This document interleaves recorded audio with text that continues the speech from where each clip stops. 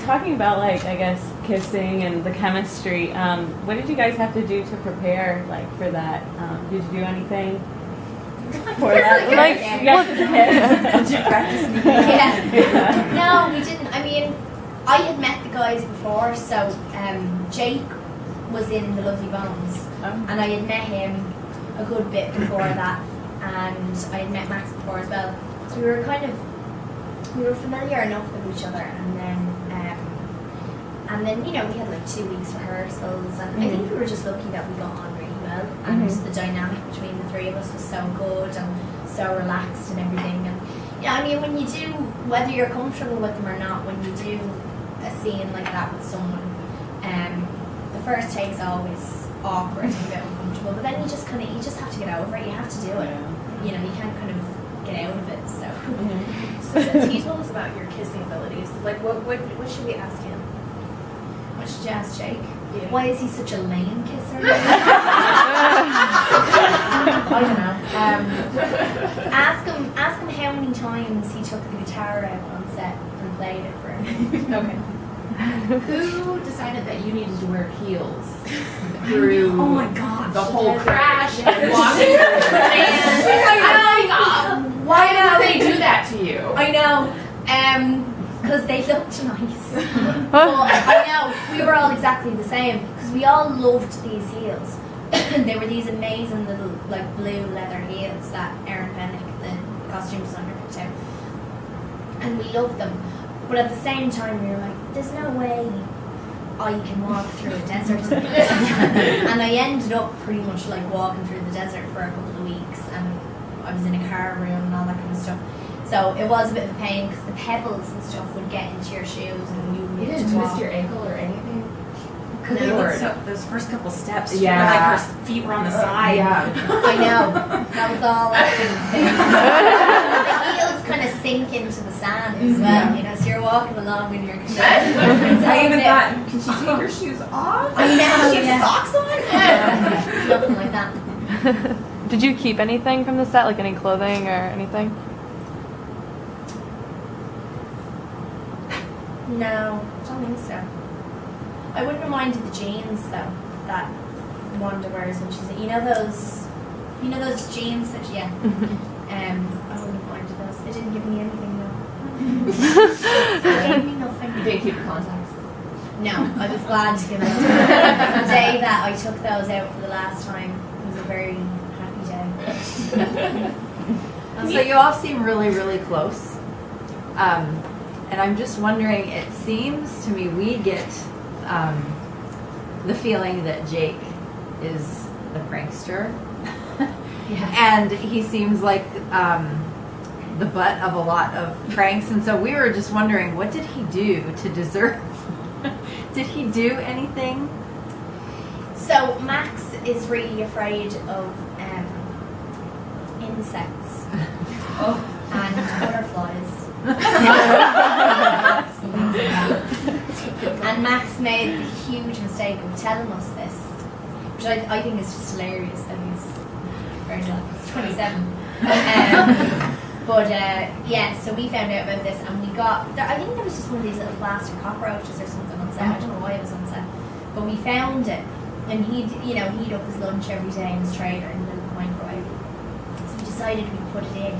Put the cockroach into the microwave. It was Jake's idea, and I was really excited about it. And so he put it in, and a while later, Max just came running out and was freaking out at this.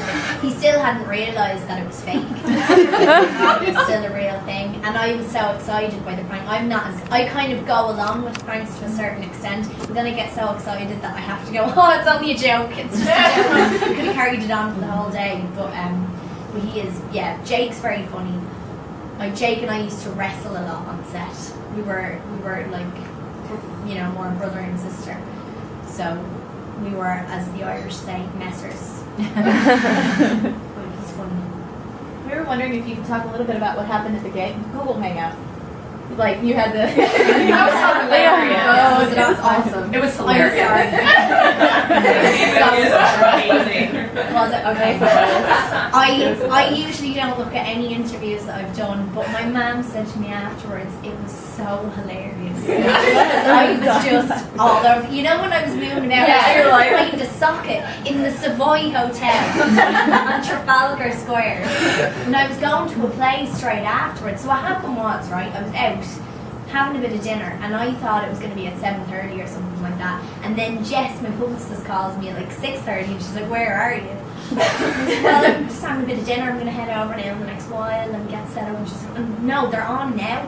So I had to run through Trafalgar Square on a Saturday or something, and it was so busy, and try and find a plug and find like the Wi-Fi password. It was a nightmare. And then when I got on, I was talking. It was during the trailer. It was during the trailer. I'm sorry. It was hilarious. Yeah, that was very cool. I keep apologising to Stephanie. Did you feel any similarities between Mel's struggle and Susie Salmon's struggle in Love of Bones? Just that being that in-between character. No, not really. I mean, I hadn't really thought of that. I guess you could draw comparisons to both, but I haven't. It wasn't something that I kind of thought about to bring the character to life. So what did you bring? How did you bring the character to life? Like what resources did you look at? Did you read any sci-fi books or watch any movies? I read the script. I think it was all in the script. I read the book and I read the script, and we talked about it a lot. And you know, I want, like everything, hopefully, I just wanted to really look at the character and understand what was going on with both of them and their struggles and what they were thinking about and all that kind of stuff. So yeah, it was more just about kind of going over the script as much as I could and really understanding what was going on. Were there any character moments in the book that you wish made it into the movie? It's been a while since I read the book.